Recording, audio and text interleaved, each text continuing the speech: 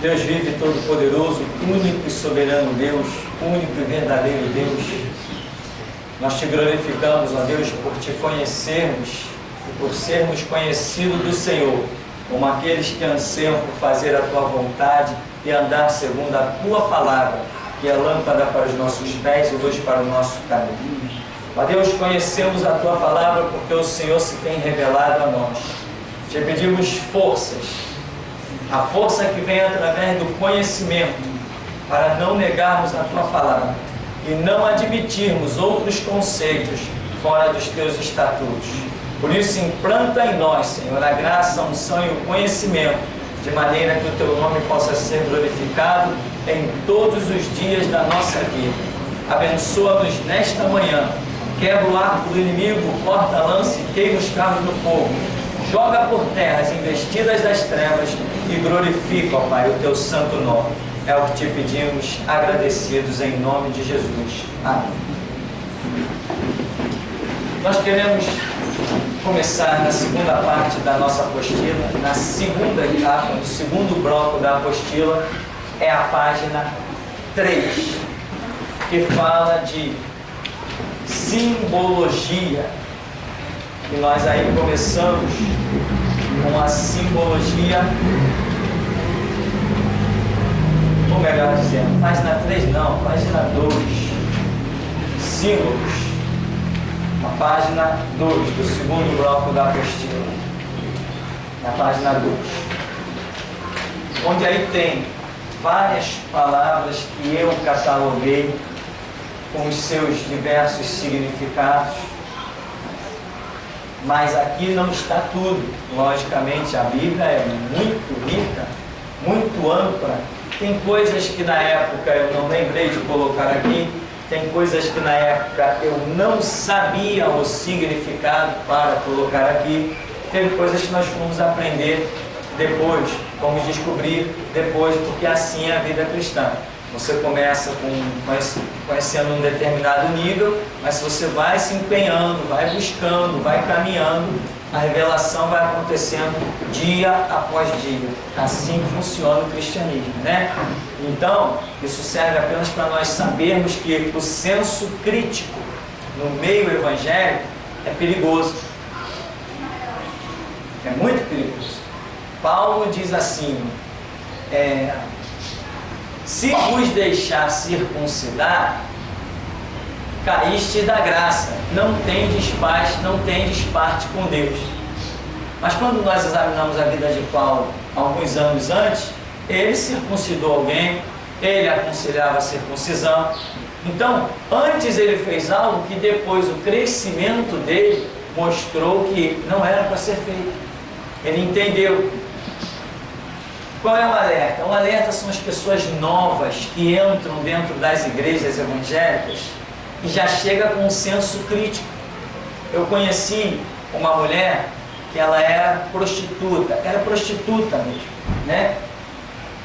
Ganhava vida no comércio, na prática sexual. E um dia, já conhecia essa pessoa de muito tempo, e um dia encontrei com ela, e ela falou assim, não, eu estou frequentando uma assembleia, mas tem coisa que eu não concordo. Aquele negócio de roupa, de cabelo, eu não concordo com aquilo.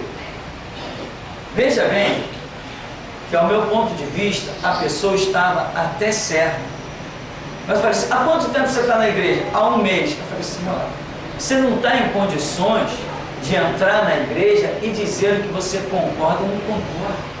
Você está vindo de um mundo completamente reprovado. Agora que você está conhecendo o Evangelho e já quer estar dentro da igreja discutindo com as pessoas do que é certo e do que é errado, não é tempo ainda para isso.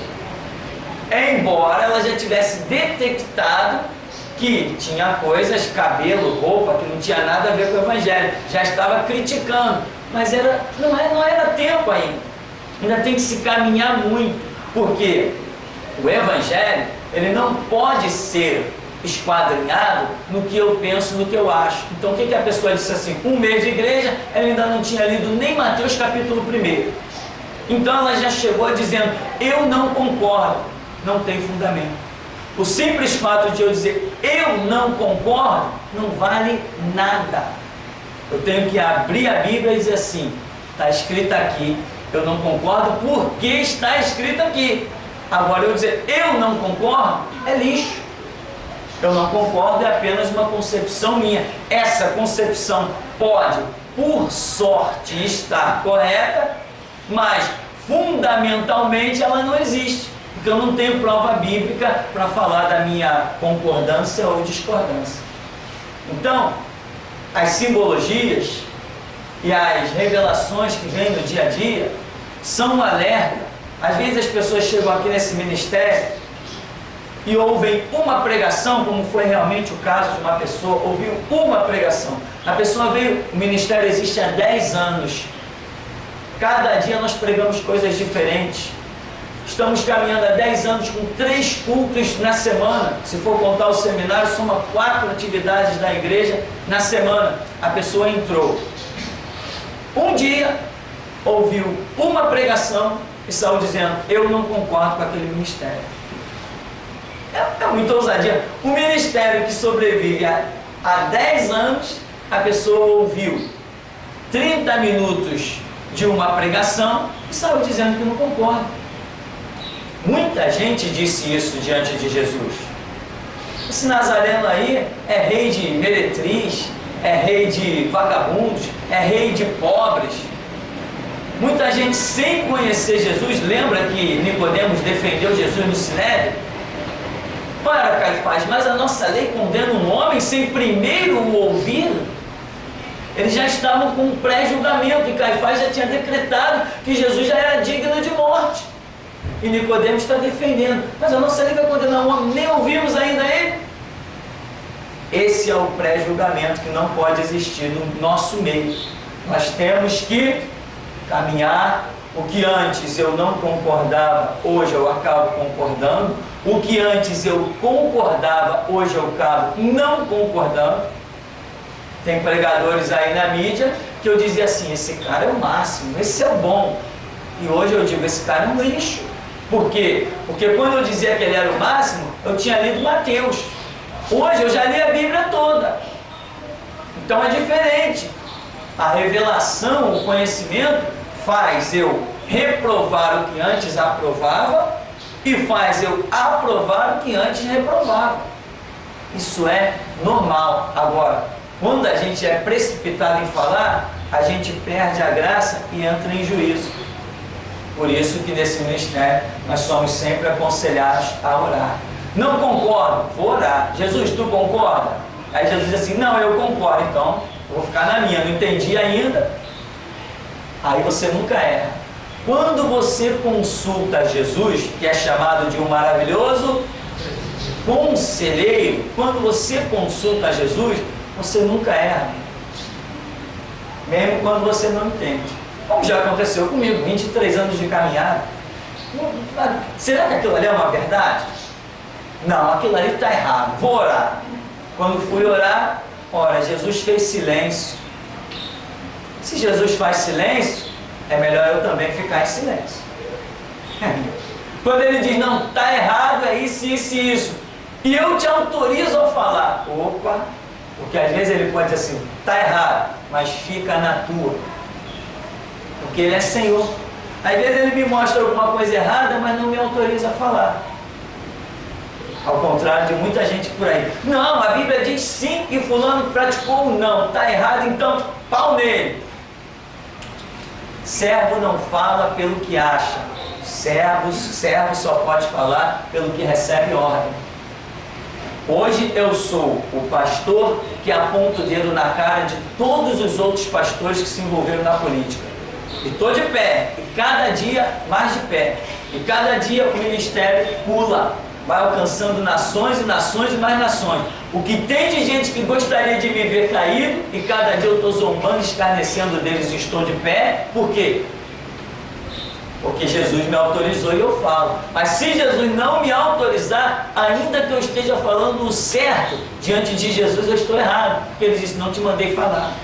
Ou seja, até para eu falar o que é certo, Jesus tem a hora exata. E muitos cristãos esquecem do título glorioso que nós temos, que é o título de servo. Servo não diz, não fala as coisas na hora que quer. Servo não faz as coisas na hora que quer. Servo tem que sempre esperar uma ordem do seu Senhor. Quantas vezes eu já disse nesse ministério aqui, irmão, tem um vídeo aí para montar, esse vídeo já está sendo planejado há 3 meses. Ué, pastor, por que não fez desde o começo? Não recebi ordem.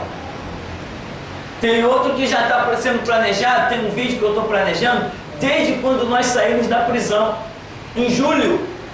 Já passou agosto, setembro, outubro, novembro, dezembro, janeiro já foi, fevereiro já foi, já estamos em março.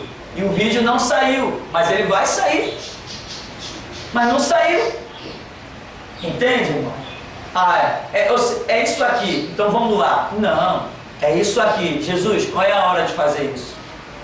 Deus opera no tempo exato, no minuto, no segundo exato. Então, o que antes eu não entendia, hoje entendo. Coisas que eu pensava que entendia, hoje vejo que não entendia. Isto é a caminhada cristã. Paulo diz, né, se não me falha a memória, Paulo, aquele que cuida saber tudo, ainda não sabe como convém. É essa a expressão dele? Aquele que pensa que sabe tudo, não sabe como convém. Amém? Porque Deus é uma fonte inesgotável, né? Quem poderia imaginar que Deus ia dar as ordens que deu no Antigo Testamento? Aquelas ordens de extermínio. Quem poderia imaginar que Deus ia sepultar, praticamente, quase que acabar com uma nação como acabou com o Egito? Quem poderia imaginar? Então nós temos que ser mais servos, mais ouvir do que falar, fazer, falar e fazer só com a ordem dele. Então nós temos aqui, página 2, segundo bloco da nossa apostila, algo que eu considero muito glorioso, chamado simbologia. Aí tem várias referências, nós não vamos estar olhando uma por uma, logicamente. As referências estão aí para que você possa ir no texto bíblico, no contexto bíblico e procurar entender o sentido da simbologia. Uma das palavras que mais são confundidas é a primeira que aparece aí, anjo, que tem como sentido mensageiro, ministrador, né? Aí tem a referência às cartas de Apocalipse que são escritas, né? João escreve dizendo: ao anjo da igreja escreve, quando Jesus ordena para João.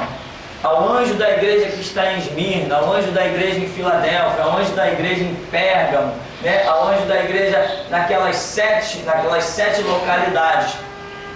E muita gente começou a pregar por não conhecer a simbologia, achando que, quando João estava dizendo aquilo, estava escrevendo uma carta para um anjo, realmente um ser angelical, que ficava dentro das igrejas. Ora, não tem o mínimo sentido. Mas antes de conhecermos o significado simbólico das palavras, a simbologia, nós também acreditávamos. O pastor lá na Batista pregava: irmão, tem um anjo aqui, então ele recebeu as ordens que Deus deu através de João. Não, nada disso. Que tem um anjo aqui, anjos, arcanjos, querubins e serafins e muito mais de um? Tem. Porque os anjos são ministradores a respeito dos que hão de herdar a vida eterna, Hebreus 1,14. Agora, que anjo vai receber ordem através de cartinha, que anjo vai receber ordem através de pregação de púlpito, isso aí é, como diz no ditado popular, né? Viajar na maionese. É viajar sem a mínima chance. Então nós vemos que anjo é símbolo de lideranças espirituais, dentre outras coisas. Então, quando João está dizendo, Jesus está mandando João escrever ao anjo da igreja de Laodiceia, por exemplo, ele está mandando uma carta para a liderança daquela igreja. Isso nós descobrimos através da simbologia. Enquanto a simbologia não nos foi revelada, nós achávamos que realmente era uma carta escrita para um anjo. Está entre nós, né? Tem que ser muito burro para isso. E eu fui. Ou seja, depois caminhamos, agora não sou mais burro, pelo menos nisso aí eu não sou, mas já fui, eu acreditei que realmente o João tinha escrito para o anjo. Aqui nós vemos também, ainda nessa primeira parte, né? Que eu digo assim, o anjo referido em Êxodo 23, 20 e Êxodo 33 é simplesmente Josué, substituto de Moisés. Por quê? Nessa passagem bíblica, quando você está estudando o Antigo Testamento, algumas coisas começam a dar um nó na sua mente. E se você não tem certas informações, você fica completamente perdido, sem saber para onde direcionar os seus pensamentos. Aí daqui a pouco você vê um desses pastores renomados, PhD, doutor em divindade por aí afora, falando certas coisas, você acaba concebendo aquela ideia, o que é errado. Você não tem que conceber nenhuma ideia, nem se você acha que o camarada está sentado à destra do Todo-Poderoso. Você não tem que conceber a ideia. Que tudo que você ouve, existe um negócio chamado testificação do Espírito Santo. E nós, nesse lugar, trabalhamos para que você aprenda a discernir isso. Existem toques do Espírito Santo, que quando alguém está falando alguma coisa, o Espírito Santo dá um toque, mostrando que aquilo é verdade, ou neutralizando, não te dá nenhuma reação, mostrando que aquilo possa ser apenas palavras humanas, ou ainda possa ser mentira. Mas discernir isso aí, no momento da pregação, às vezes é difícil para muita gente, porque isto requer uma caminhada aos pés de Jesus Cristo. E a maioria das pessoas caminham no seu dia a dia e não nos pés de Jesus. Então, esse toque do Espírito Santo é preciosíssimo. Eu uso o toque do Espírito Santo muitas vezes quando vou comprar alguma coisa no centro da cidade. Eu entro numa loja e pergunto: Jesus, é aqui que o senhor quer que eu compre? É nessa loja? É nessas roupas? Ou é em outra loja? Existe um toque que eu aprendi, que eu discerni. Então às vezes eu estou olhando assim a vitrine e tal, de repente tu vira as costas e vai embora, sei que não é ali. Daqui a pouco eu entro num lugar e sei, vai ser aqui. A gente recebe o toque. E isto requer vida, isto requer caminhada. Isto é precioso, isto te impede de ser enganado. Quantas vezes nós já estivemos fazendo trabalho aí no meio da rua, como por exemplo, uma vez fomos no Maracanã, distribuímos trabalhos lá e tal, e de repente o Espírito Santo vem e dá aquele toque. Eu digo: opa, vambora, chama todo mundo, vambora, tem confusão pela frente. Fomos distribuir os trabalhos lá no evento de uma assembleia lá em Campo Grande. Daqui a pouco o Espírito Santo falou assim, deu aquele toque, eu falei: pô, esse toque é retirada. Vambora, gente, vambora. Quando olhamos, vi os camaradas já tudo lá descendo as rampas da igreja, tudo pronto para ser cristão, né? Arregaçando a manga e outras coisas mais. Então, não que a gente tenha medo de ninguém, nada disso. A rua é pública, amém? Mas nosso trabalho não é criar confusão desnecessária. Quando Jesus diz assim: suscita a briga, vou operar no tumulto, vou operar no vendaval, opa, é comigo mesmo. É comigo mesmo, só digo pro pessoal: irmão, se prepara que a coisa vai ser feia. Acabou, mas ninguém vai sair. E vamos em frente. Essas coisas são preciosas. O toque, o relacionamento que a gente desenvolve com o Espírito Santo, isto é muito precioso. Então, você não pode aceitar apenas que alguém tenha pregado. Existe a testificação do Espírito Santo, como diz Romanos 8,16, o Espírito Santo testifica com o nosso espírito. E também existe Mateus 6, né? Mateus 6,6. Tu quando orares, Mateus, e também Jeremias 33,3, né? Clama a mim e responder-te. Essas coisas, esse chamado de Deus ao contato com Ele, é justamente, irmão, quando você ouve alguma coisa e não consegue de imediato discernir. Ou, mais ainda, você não deve se precipitar em discernir. Ouviu? Vai dobrar os joelhos. Jesus, o que eu ouvi aqui é verdade ou é mentira? Já preguei mensagens nesse púlpito, que no final da mensagem eu disse para a congregação: irmão, o que você ouviu aqui, você não tem que decidir se o que você ouviu foi verdade ou foi mentira. Você tem que agora ir para a oração.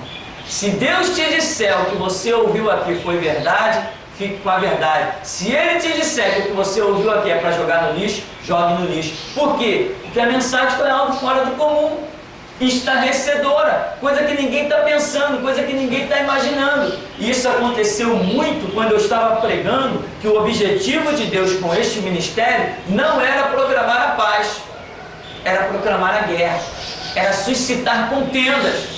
Jesus queria causar dissensão. Então, no final das mensagens, eu chegava ao ponto de dizer isso: não conclua nada do que você ouviu, vai orar. O que o teu Deus te disser, isto é a verdade. Então, meu irmão, esses toques todos são importantes e a simbologia me tem ensinado muitas coisas. Eu creio que se você procurar caminhar, vai também discernir muitas coisas, principalmente para este final de tempos. Nós estamos no final de tempos. O número de mortos agora no Chile pulou não sei nem para quantos. Foram descobertos não sei quantos mais mortos, não sei aonde. Olha o número de mortos entre maremotos e terremotos. Nos últimos 20 anos, ele está somando 1 milhão, quase chegando a 300 mil. Você quer experimentar? Tenta contar até 1000. Só até 1000, tenta contar até 1000. Você vai ter ideia da quantidade do que são mortos em 1 milhão e 300 mil mortos. Nos últimos 20 anos, nas tsunamis, aquelas ondas gigantes, e nos terremotos que têm acontecido. A simbologia, ela é muito importante para o discernimento desse final de tempos, em que eu, por causa da simbologia, estou afirmando a minha fé e o meu conhecimento me diz: Jesus Cristo volta no século 21.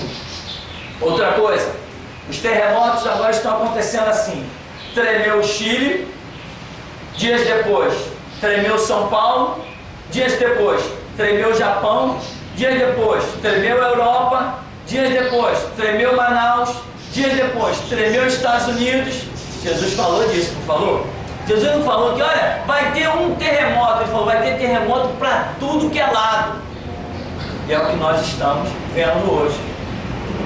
Exatamente. Nunca se viu tantos terremotos como nos últimos dias. Nos últimos 7 anos, nós tivemos, desse número de 1 milhão e 300 mil que eu coloquei aqui, nos últimos 7 anos, foi que teve o maior número de mortos. Nos últimos 7, na Turquia, houve uma filmagem, houve um terremoto. Quando filmaram, meu irmão, não tinha uma casa em pé na Turquia. O país acabou o país, destruiu. No Haiti, foi agora recentemente, no Haiti, deu-se o número de... Qual foi o mesmo número do Haiti de mortos? 300 mil em um terremoto. 300 mil pessoas em um terremoto.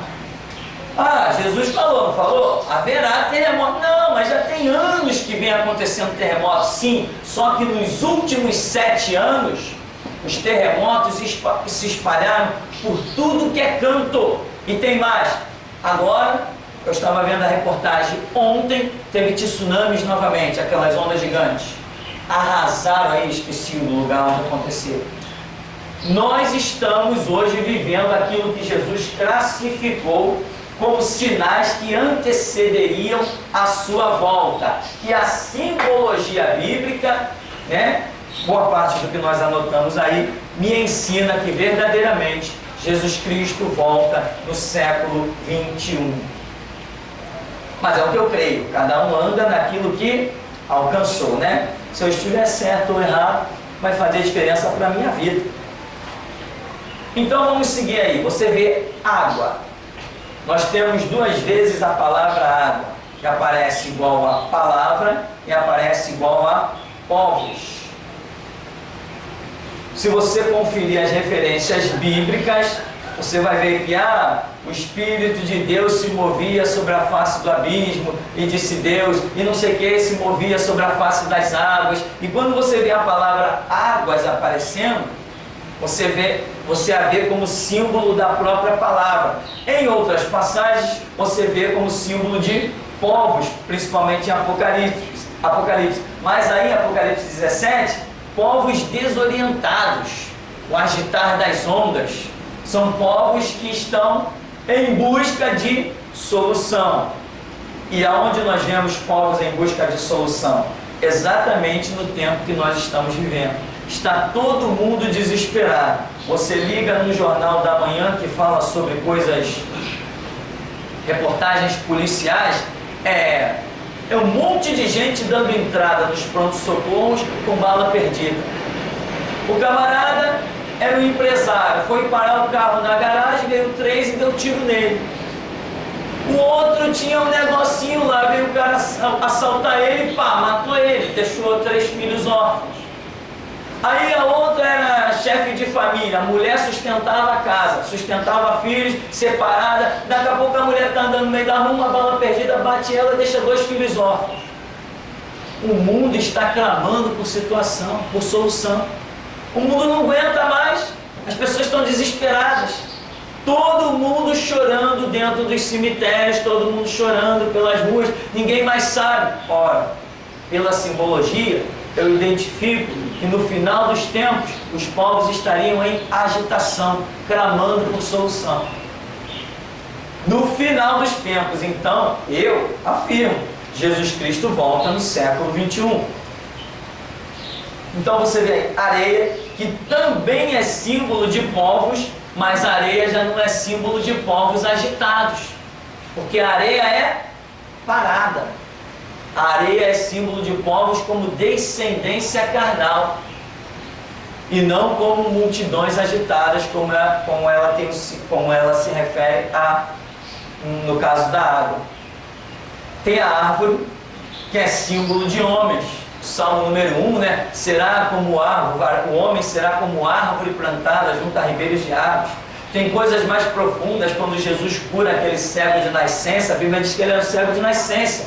Se ele era um cego de nascença, então ele nunca viu. Mas quando Jesus faz lá uma operação nas vistas dele, ele diz assim, você vê agora? Aí ele diz assim, eu vejo os homens como árvores. Ora, mas primeiro, ele nunca tinha enxergado. Ele não tinha noção exata nem do que era um homem e não tinha noção exata do que era uma árvore. O que aconteceu ali para aquele homem dizer, eu vejo os homens como árvores? E a operação ainda não foi completa, mas árvore é uma simbologia. Ali tem um mistério. Jesus parece que diz para ele, vai lavar em tal tanque, não sei o que, ou faz alguma operação mais, e o homem volta a ver, a enxergar como nós costumamos a enxergar. Águia, símbolo de seres, símbolo de pessoas com visão espiritual, ou símbolo de coisas espirituais. Águia é símbolo do Evangelho de João. Animais igual a reinos, principalmente lá Daniel, e depois você vai ver Apocalipse, quando fala desses reinos tendo como simbologia os animais. Isso é muito precioso, isso é preciosíssimo. Isso te faz detectar, porque cada nação é representada por um animal. Algumas são destacadas na Bíblia, outras não.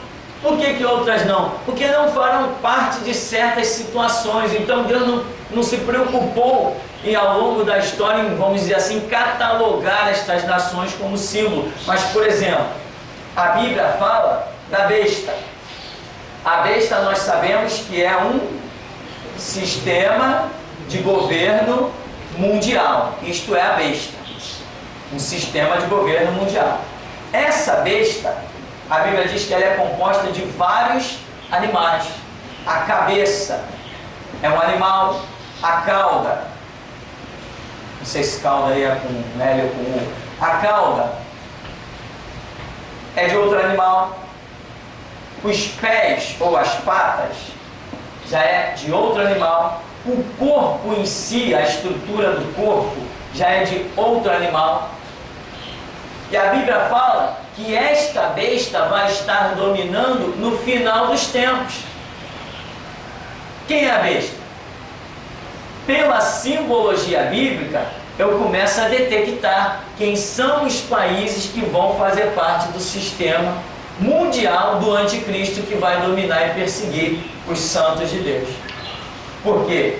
Uma das coisas principais aqui para mim é que ela tem pés de urso. Ora, se a besta tem pés de urso, então na verdade o que faz ela se locomover, o que dá a ela domínio territorial, porque a Bíblia diz que pés é símbolo de possessão, como foi dito para Josué: aonde pisares a planta do teu pé, ali eu te dou. Então pés aí entra como, na simbologia, como domínio, como possessão. E nós vemos que o urso é símbolo de quem? Da Rússia, do Irã, né? Irã é a antiga Pérsia, inimiga eterna de Israel. Lembra quando o anjo foi falar com Daniel?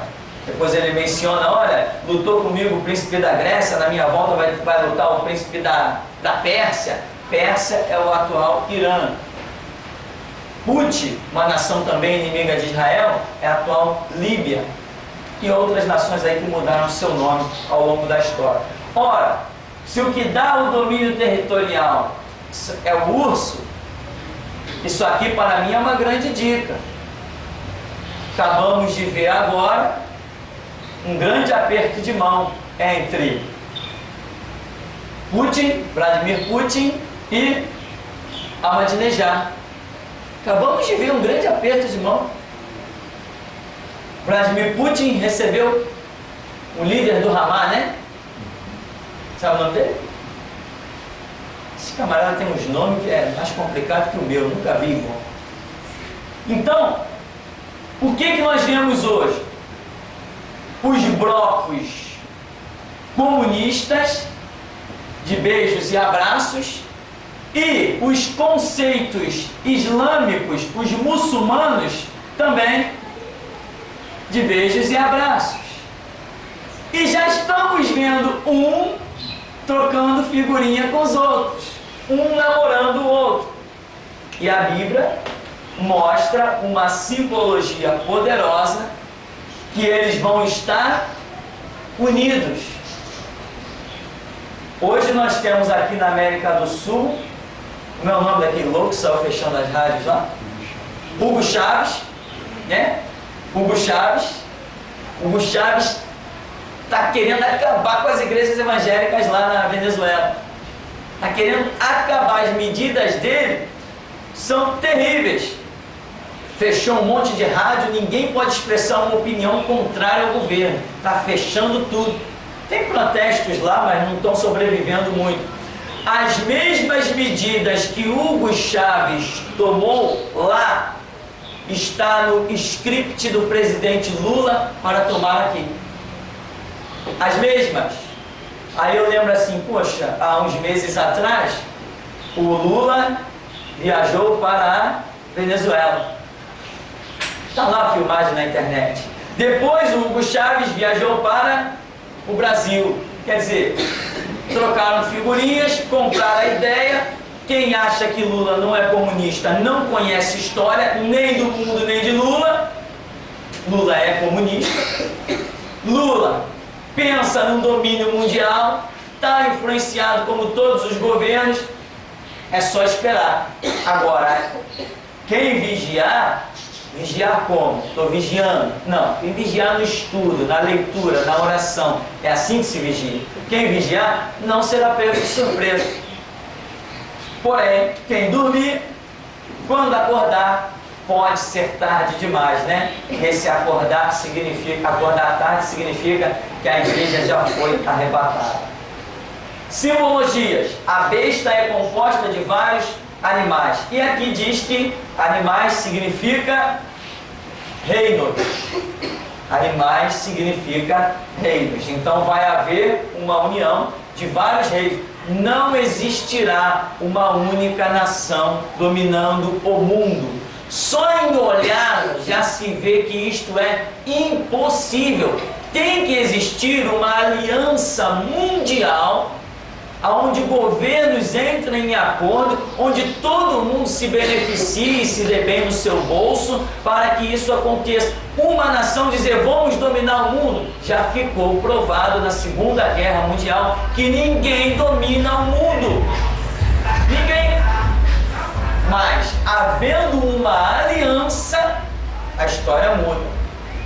Não que não, mesmo que não domine em 100%, mas que 90% vai dominar, domina. Basta que os países mais fortes e mais ricos entrem em aliança. Os pequenos ou se submetem ou morrem. O que a Chechênia vai resistir contra um ataque da União Soviética? O que Israel vai resistir contra o ataque das outras Nações Unidas? Não vai, meu irmão. Não tem condição. E nós sabemos que esse é um projeto para o final dos tempos, em que Israel vai estar cercado pelos inimigos. Anel.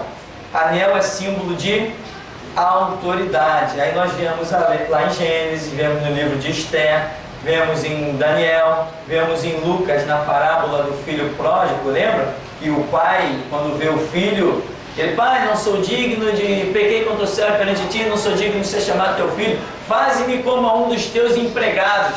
Mas o pai não, bota um anel na mão dele, o dá autoridade sobre os empregados. Aquele anel significava algo muito tremendo.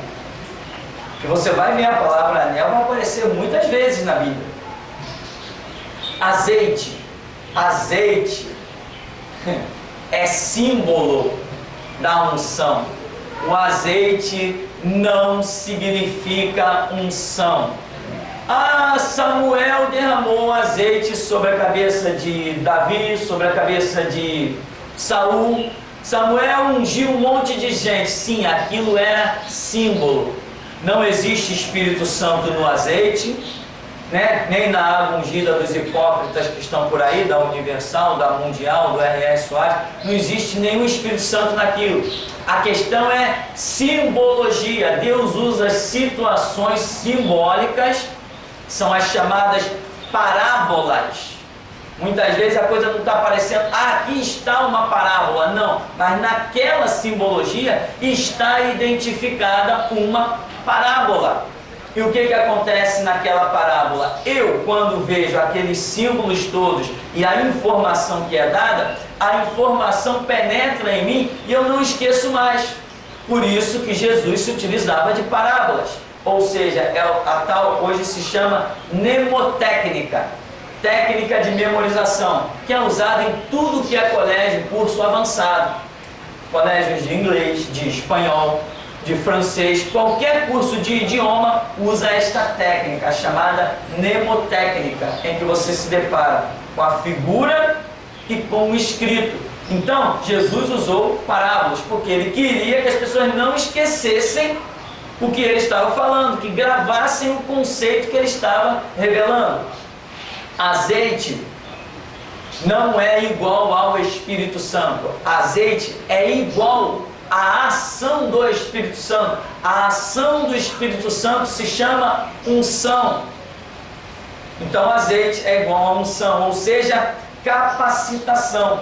Tem aí as referências bíblicas. O que aconteceu quando Samuel ungiu Davi? Pegou o chifre lá de boi, não sei de quê, e cheio de azeite e jogou sobre a cabeça de Davi, na frente dos seus irmãos. O que ele estava dizendo? Olha, Deus, a partir de hoje, vai estar trabalhando na vida desse jovem para fazê-lo rei de Israel, ou seja lá o que for. Então, a unção quer dizer capacitação, é a ação do Espírito Santo, e era representada no Antigo Testamento pelo azeite, que tem toda uma origem, tem todo um porquê disso, tudo tem o seu porquê. E hoje, pastor, então se Samuel fez, hoje eu posso fazer? Não. Por que não? Porque Deus é quem mandou Samuel fazer. Então você só pode fazer se Deus te mandar fazer. Deus pode determinar orar numa peça de roupa e essa pessoa levar essa peça de roupa, e essa peça de roupa, quando for vestida em alguém, a cura acontecer? Pode, desde que Deus dê a direção. Agora, se começar, como estão os hipócritas por aí fazendo, traga uma peça de roupa. Primeiro, eles não são homem de Deus. A oração que eles fazem para mim é lixo, eu abomino. O Cristo que eles dizem servir, estou pisando na cabeça deles. É totalmente extra-bíblico. Eu só respeito um Deus segundo a Escritura. Deus fora da Escritura para mim é lixo. Tem que estar no conceito da Escritura, porque Deus não nega-se a si mesmo. Ele não repudia a sua própria palavra. Então, hoje por aí é um lixo. Ah, vem cá, a água ungida, a toalha ungida. Eu vi os camaradas com um monte de garrafa de água mineral subindo um monte, dizendo que é ungida. Imagina! É ungir o quê, meu irmão? Cadê os milagres? Aí depois bota umas pessoas lá para dar uns testemunhos que você está vendo escrito na cara da pessoa que não aconteceu nada daquilo. Eu conheço gente que testemunhou na Universal e foi mentira. Conheci gente que testemunhou na Universal e morreu daquilo que disse que tinha sido curado. Eu conheci. Conheci gente que testemunhou, conheço ainda, no tal do R.R. Soares, testemunho mentiroso, está lá com o mesmo problema. Conheci mendigos, conheço ainda e posso apresentar. Mendigos que apareceram na televisão da Universal, dizendo que a vida tinha mudado, aquelas entrevistas forçadas, a pessoa toda de cabelinho feito, banho tomado, roupa nova, fizeram aquele cartão postal, gravaram um testemunho com a pessoa. Hoje essa mesma pessoa se encontra aqui na Rua Sara, quando você sobe e desce. É uma mulher que todo mundo já deve ter visto por aí. Cadê a cura? Cadê a libertação? Não aconteceu, meu irmão. Eu também posso fazer isso. Vou ali na central, pego os mendigos, dou um banho neles e digo, aqui ó, geração Jesus Cristo transformou esse mendigo, está aí no dia seguinte. Ninguém é transformado porque entrou na igreja. Não é assim que acontece uma transformação. Então, conheço, na verdade, gente que testemunhou na Mundial do poder de Deus. Foi lá em cima do altar, alguém me telefonou assim, e fulano está dando testemunho lá na Mundial. Quando eu liguei a televisão, lá estava a pessoa, dizendo que tinha sido curada de A, B, C e D. E não foi curada de absolutamente nada. Eu conhecia pessoalmente. Então, meu irmão, não adianta se iludir. Tem que haver testificação do Espírito Santo. Quantas vezes as pessoas me dizem assim, mas e aquelas pessoas todas dando testemunho? Eu falo assim, ué, quer que eu vou lá também dar um testemunho? E daí que está todo mundo dando testemunho? Mas aquelas pessoas todas estão mentindo? Não necessariamente que estejam mentindo, mas que estejam enganadas com a sua própria cura. Sem contar um incentivo. Irmão, você tem que testemunhar pela fé. Se você testemunhar pela fé, Deus vai te curar. Cadê a regra? Essa regra não existe.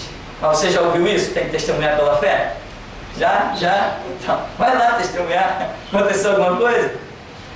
A Bíblia diz, não darás falso testemunho. Então eu não posso dizer que ele me curou se ele não me curou. Eu posso dizer que eu anseio, estou clamando, buscando e creio que ele vai me curar. É outra, mas dizer que ele curou sem ele ter curado, está transgredindo a palavra do Senhor. Nós temos aí balança, né? Balança como justiça ou juízo que Deus esteja mostrando que vai exercer. Às vezes dentro da igreja Deus mostra assim uma visãozinha, né? Vem uma balancinha voando e para assim na frente de um. Quem que é que a balança para nessa frente? Ou seja, existem os dois lados. A pessoa pode estar vacilando e Deus está dizendo assim, ó, vou julgar essa causa. Ou a pessoa pode estar com uma causa em que Deus possa estar dizendo, vou fazer justiça por ele. Mas o contexto geral está relacionado à justiça e a juízo. Castição, que é símbolo da igreja, também é símbolo da palavra, que é igual à lâmpada. Então, dentro dos contextos, você vai descobrindo o significado de cada questão, com a dica que está sendo dada aí, né? Porque depois dessas dicas aqui, meu irmão, você tem que passar a ter o olho mais clínico, né? Não só ler a Escritura, mas fazer como Jesus disse, examinar a Escritura. O exame é uma palavra, um termo científico, ele é mais detalhado. Ah, eu li a Bíblia, tudo bem, eu li a Bíblia, eu posso ler a Bíblia em 1 ano. Mas examinar a Bíblia, nem em 10 anos. Ler a Bíblia eu leio em 1 ano. Mas examinar, meu irmão, nem em 10 anos eu consigo examinar aquilo tudo.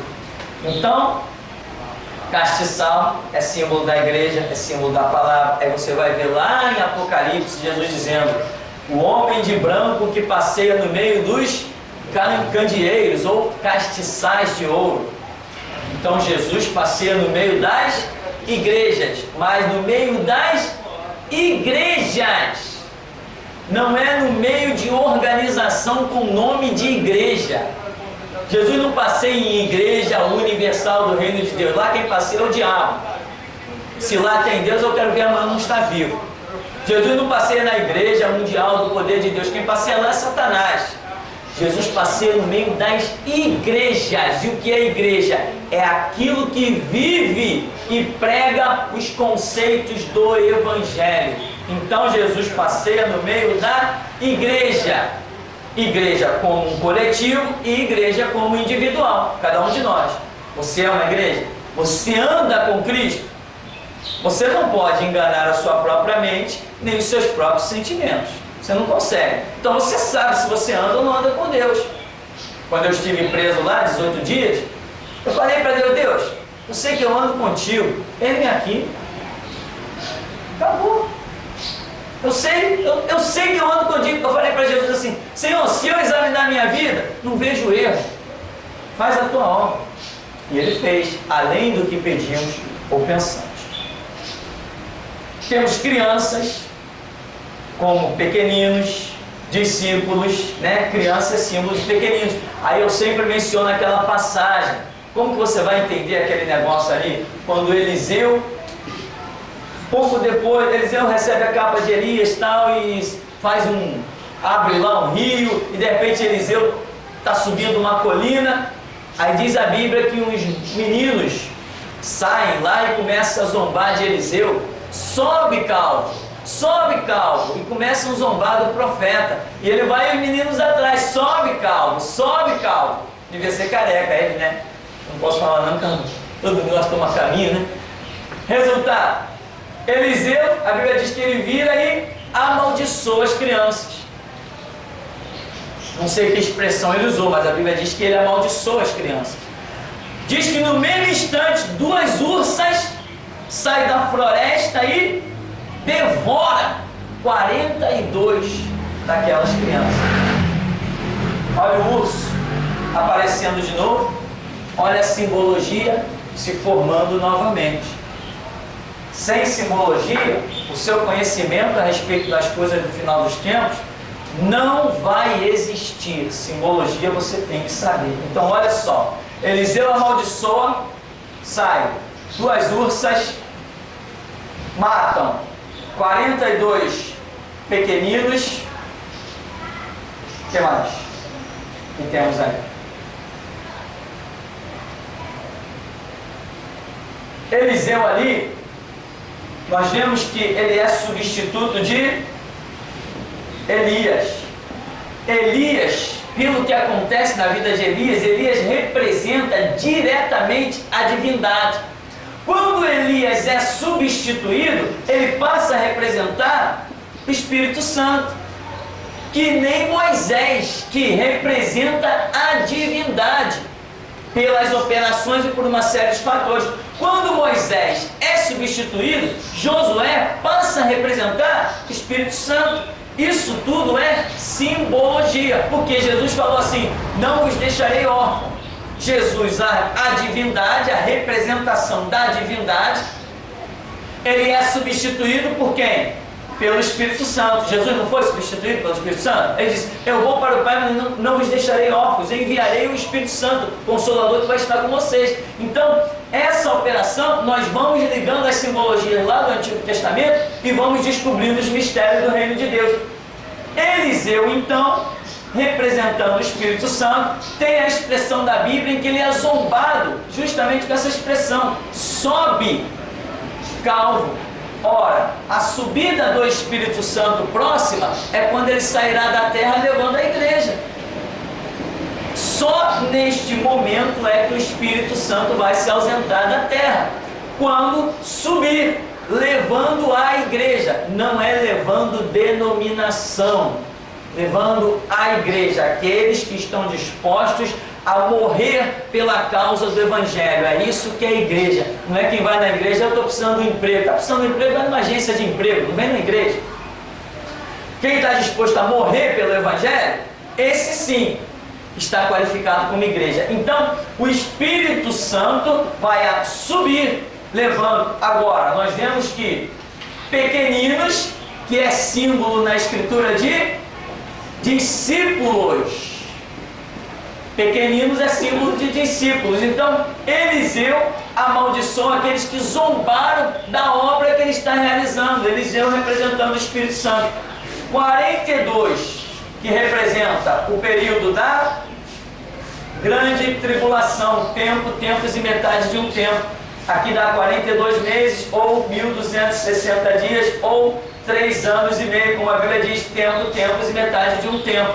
Então nós vemos aqui uma simbologia tremenda. E quem tragou os pequeninos que zombaram de Eliseu dizendo sobe, mas não subiram com ele? Quem tragou foram os ursos. E a Bíblia diz que existe uma besta que sobe do mar, e uma besta que sobe da terra.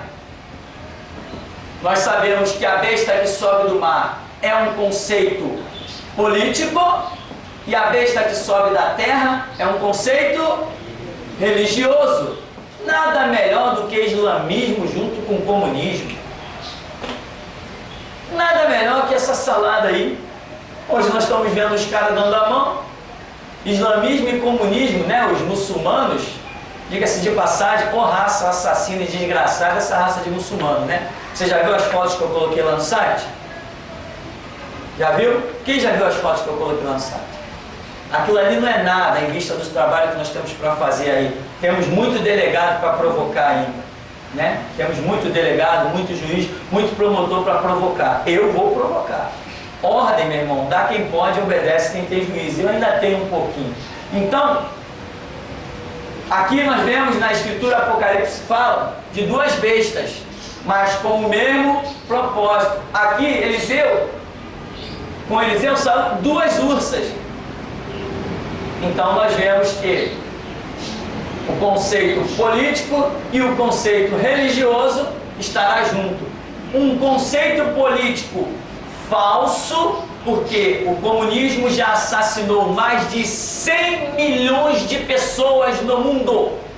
O comunismo assassino já assassinou mais de 100 milhões de pessoas no mundo. Só os ucranianos, foram mais de 40 milhões de ucranianos mortos pela União Soviética, na época que eles queriam implantar o comunismo com Stalin e aquela turma toda. Diga-se de passagem, a Rússia agora estava celebrando Stalin, dando todas as honras às memórias de Stalin, que foi um grande homem. E eles vão para o mesmo caminho que ele está hoje, queimando lá no tridente do diabo. Comunismo é uma ideologia política assassina. A falsa ideologia de nivelamento de classes que eles possuem é apenas um argumento para assassinar aqueles que se colocam no seu caminho. Porque nivelar as classes nunca.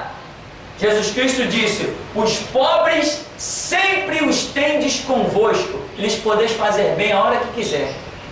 Não existe nivelamento de classe. O mundo nunca será nivelado. Sempre haverá organizações explorando e outras coisas mais. Por exemplo, nós temos uma lei aí, a tal da lei que se o camarada urinar em algum ponto da cidade, ele é preso, né? Vai responder processo, imagina o processo, atentado ao pudor, atentado violento ao pudor, atentado ao pudor, uma coisa dessa. Só me fazem rir, meu irmão, só me fazem rir. Ah, pastor, você é a favor que as pessoas urinem na rua? Não! Mas existem fatos emergenciais que nós precisamos considerar numa sociedade onde você roda quilômetros e não acha um banheiro público. Chega dentro do botequim, amigo, posso usar o banheiro aí? Não, é só para cliente. Ou você acha que eu já não passei por isso? E acho que todo mundo já passou por isso, meu irmão. Você se pega em situações em que às vezes você não planeja. Quando você se dá por conta, você está com a sua necessidade.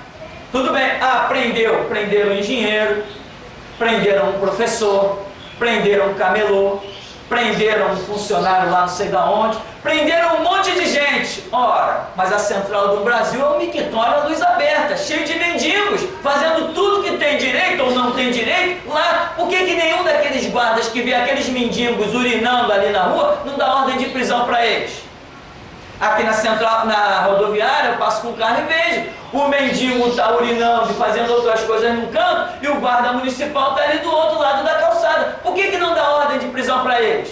É porque o mendigo não tem nada para perder. Chega com o mendigo preso lá na delegacia para ver o que o delegado vai dizer. Vai prender o guarda.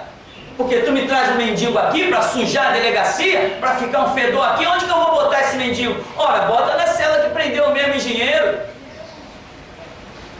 Ou a lei, essa Constituição é só para quem tem o que perder? Lei é para todos. Não é a carta magna do país? Quero ver prender os mendigos da Central do Brasil. Quero ver prender os mendigos que estão ali na rodoviária Novo Rio. Depois eles não gostam de mim e eu também não gosto deles. Então, meu irmão, crianças é símbolos, e então você pode se preparar que aqueles que não forem arrebatados com a subida do Espírito Santo, representado por Eliseu, serão trucidados pelas bestas, pelas ursas, no período que nós chamamos de grande tribulação. Então não esqueça, comunismo é uma religião assassina, islamismo é outra religião assassina. Lá está no nosso site, as mulheres deformadas, olho arrancado, sabe como? Tinha até uma filmagem, nós colocamos na internet. Tiraram a filmagem, porque tem medo da verdade. Os provedores têm medo da verdade. Nós colocamos lá a realidade. Alguém filmou num celular uma mulher sendo morta pelo islamismo, porque acusaram a mulher de infidelidade. O que é infidelidade? Se a mulher passar e levantar a cabeça, olhar e passar um homem, é infidelidade, mata ela. Cadê a ONU? Não tem petróleo, né? A ONU só se preocupa quando tem petróleo. Não tem petróleo, cadê a ONU? E eles acham que eu sou alguma coisa, eles que esperem a próxima geração. Então, meu irmão, a mulher passou, se cumprimentar um homem, ou o dono dela, né? Porque a escravidão não acabou, né? Princesa Isabel assinou a abolição só no Brasil. Uma falsa, né? Mas não tem problema. Agora o mundo continua tendo escravos. As mulheres do islamismo são escravas, sem direito a botar a cara na rua, sem direito a mostrar o rosto. Isso é escravidão. Para mim é escravidão. Os casos de pedofilia do islamismo, né? Vamos, essa semana agora nós vamos colocar lá no site, barbados, sem vergonhas, de 25, 30 anos, casando com meninas de 8, 9 anos, igual, como é que era o líder daquele desgraçado líder do islamismo? Qual é o nome daquele cara? Maomé? Maomé. Ele fazia isso. Casou com uma menina de 9 anos e aos 12 ela teve um filho dele. Então eles seguem o mesmo maldito líder deles. E acha que tem delegado por aí que acha que vai me calar. Eu estou pagando para ver. Ah, se estou pagando para ver. Só se Jesus fizer uma transfusão no meu sangue e colocar um sangue de barata. Aí, nós vamos colocar essa semana no site as fotos. Um cara de 30 anos casando com menina de 8, 9, 10. Isso é estupro, isso é pedofilia, meu irmão. Porque no livro do desgraçado, no Alcorão, sei lá onde, está escrito que uma esposa jovem é privilégio e vai herdar o céu e não sei que, não sei que lá, e haja baboseira e culto ao diabo. tínhamos um vídeo mostrando que uma menina foi espancada, o camarada pega o tijolo assim e joga em cima do crânio da menina, o crânio estoura e começa a sair o sangue assim. Aí tiraram do ar. Tiraram do ar esse vídeo que nós colocamos lá. Mas a gente vai dar um jeito de botar de novo. Está lá também no site várias fotografias de mulheres que foram espancadas. Inclusive alguma até com a foto de como ela era, o rosto normal, e agora o rosto todo deformado, porque o camarada chega a dar chute na cara, não quer saber onde vai pagar. Os piores horrores, as pessoas completamente deformadas, queimadas, tacam fogo nas pessoas. Cadê a ONU? Cadê os direitos humanos? Cadê a ONU que não teve coragem de me procurar quando o meu caso foi apresentado a ela? Por que nenhum jornalista tem disposição de me levar para uma bancada para fazer um programa ao vivo comigo? O que eu faço é eles engolir a câmera e o microfone deles. Por isso que ninguém me chama. Quando eu passei lá naquela rádio, naquele Templo do Diabo, como é que chama aquilo? Melodia. Por 15 segundos eu fiz a festa naquele lugar. Nunca mais me chamaram. O cara ligou desesperado. Olha, não vem mais na rádio não vem mais não. Eu falei, também não quero esse lixo. Ninguém me chama. Chamam outros que tem papa na língua, que não conhecem Bíblia, que não é templo do Espírito Santo, que tem medo da morte. Eu não tenho medo de nada disso. Então, meu irmão, a simbologia te ensina tanto o passado, quanto o presente, quanto o futuro. Tá? Temos ainda aqui, para nós pararmos no nosso intervalo, a palavra carne, que demonstra pelos contextos que é uma atitude contrária à palavra de Cristo, ou atitude contrária ao mover do Espírito Santo. Por isso que Paulo diz ali em Gálatas, 5,17, que a carne milita contra o Espírito e o Espírito contra a carne, lembrando sempre que Espírito ali aparece com letra maiúscula, mostrando que é a carne, o fator natural, lutando contra a ação do Espírito Santo. Não é a minha carne lutando contra o meu espírito, mas é o homem natural, carne, sem entendimento das coisas espirituais, combatendo ou rejeitando ou resistindo ao mover do Espírito Santo. Então, carne tem esse sentido aí.